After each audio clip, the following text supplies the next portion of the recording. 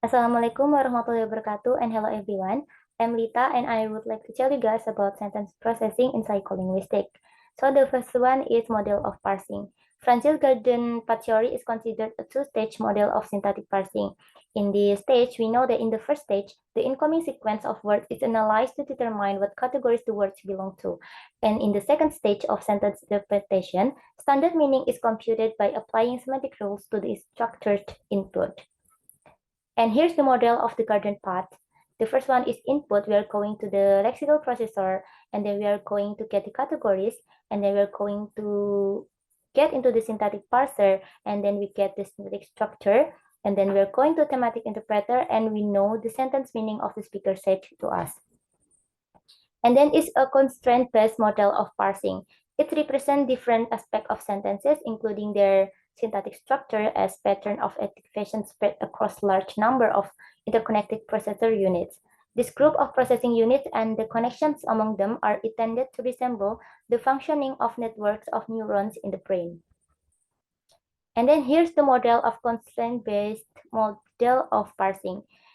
In this model, we should give an attention to these 3 points. The first one is a constraint-based parser can active multiple syntactic structures simultaneously.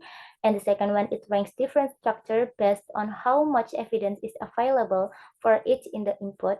And the last one is evidence for a given structure and its accompanying semantic interpretation can come from multiple sources, including story context, visual context, subcategory information, and the semantic properties of specific word. And then is the argument structure hypothesis. It provides a somewhat more nuanced view of how arguments could influence parsing. From that, argument frames and their corresponding syntactic structure are important because they determine how some elements of sentence are interpreted. And here's the limitation, criticism, and some alternative parsing theories. For criticism, two of the main criticism of the general constraint-based approach is the first one, parser may not always favor likely structures over less likely, but simpler structures. And the second criticism, the absence of evidence that sentences with simple syntactic structure are ever hard to process. And it also has the further criticism, which is parsing relate to the stability of various constraint-based proposal and the fact that some types of sentences do not seem to be very susceptible to context effect. And here's the 3 of this more recent development.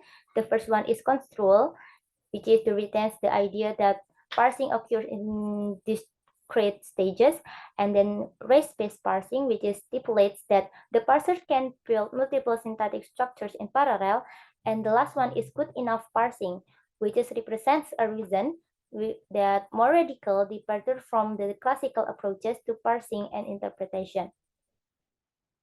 And we're going to the last material, which is parsing long-distance dependencies. From this, we know that dependencies is having 2 types, which is the first one is long-distance dependencies, and the second one is local dependencies. Long-distance dependencies is the word that have close syntactic relationship appears in separate location in the sentence. And we know that in the long and local, there is a different parser between 2 of them. And from the long-distance dependencies, we know that the parser by associating fillers by caps rather than by associating fillers directly with the words that govern how they are to be interpreted. And in the local dependencies, parsed by associating words directly with one another. So from these 2 types, both local and long-distance dependencies are parsed by associating words directly with one another. So it's still related to one and another. I think that's all from me. I hope you can got all of the good things in this video and see you in the next material. Wassalamualaikum warahmatullahi wabarakatuh.